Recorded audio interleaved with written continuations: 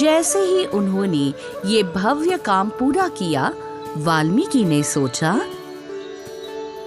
कोई इतना कुशल है जो इस अद्भुत कहानी को पूरी दुनिया में सुना सके।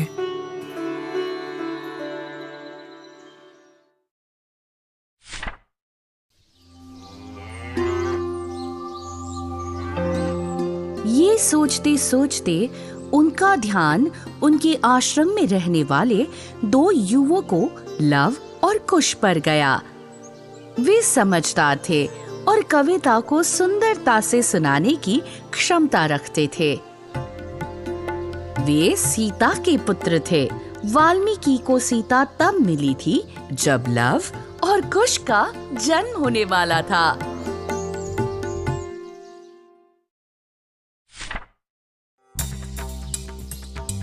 वाल्मीकि ने उन्हें रामायण पढ़ाना शुरू किया।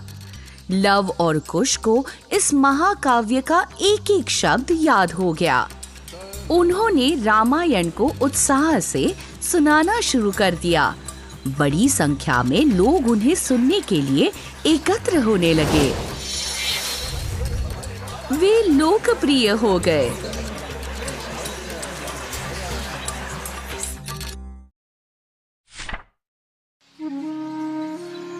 एक दिन जब वे रामायण सुना रहे थे, स्वयं राम ने उन्हें देखा।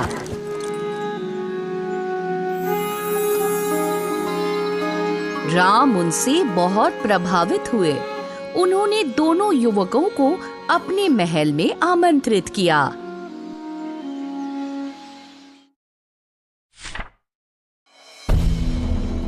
इन दोनों युवकों में देवताओं जैसा तेज है। ये साधारण हैं, लेकिन राजाओं जैसे दिखते हैं। गाओ बच्चों। इस प्रकार राम की सभा में लव और कुश ने रामायण सुनानी शुरू की।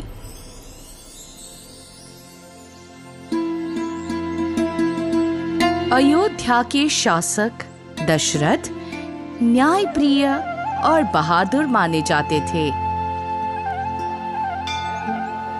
अपने महल की खिड़की से उन्होंने सरयू नदी के तट पर स्थित अपनी सुंदर राजधानी कोसल को देखा। उनका राज्य समृद्ध था और उनकी प्रजा संतुष्ट थी।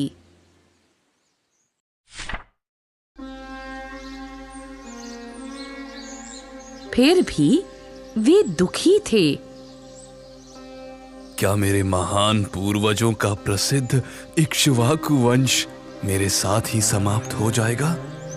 यदि मैं देवताओं को प्रसन्न करने के लिए एक बलिदान का आयोजन करूं, तो निश्चित ही वो मेरी इच्छा पूरी कर देंगे। उन्होंने अपने सलाहकार और सारथी सुमंत्र को बुलाया। पुजारियों और ऋषियों को बुलाओ। मैं देवताओं को प्रसन्न करने के लिए अश्वमेध यज्ञ करने वाला हूँ। महाराज, क्यों ना हम ऋषि ऋष्यशृंग से इस यज्ञ को करने का आग्रह करें।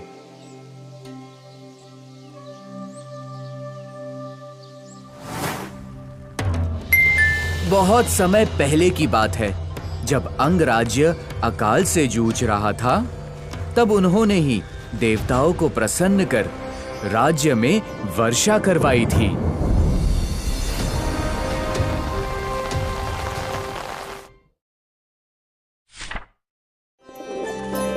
आंग के राजा थे रोमपद, जो राजा दशरथ के मित्र थे। ऋषि ऋष्यशृंग का विवाह रोमपद की बेटी शांता से हुआ था। ये याद आते ही राजा दशरथ की आंखें चमक उठीं। निश्चित रूप से रोमपद ऋषि ऋष्यशृंग को मेरी मदद करने के लिए जरूर कहेंगे। मैं तुरंत अंग के लिए प्रस्थान करूंगा।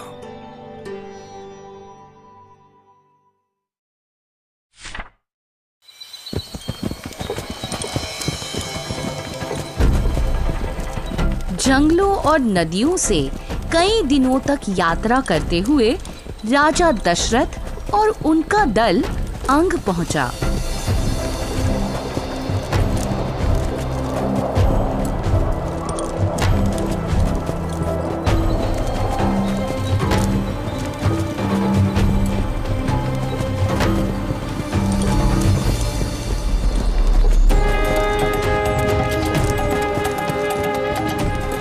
राजा द्रौपद ने उनका बड़े स्नेह से स्वागत किया।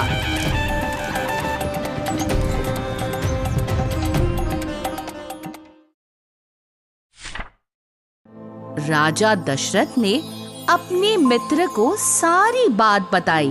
मेरा मन अशांत है। मेरे बाद शासन करने के लिए मेरा कोई पुत्र नहीं है। मैं शास्त्रानुसार अश्वमेध यज्ञ करना चाहता हूँ। कृपया करके अपनी पुत्री शांता और ऋषि ऋष्यशृंग को मेरे साथ अयोध्या आने की अनुमति दे। हाँ बिल्कुल। द्रौपद ने तुरंत अनुमति दे दी। दशरथ प्रसन्न हुए और उनका हृदय आशा से भर गया।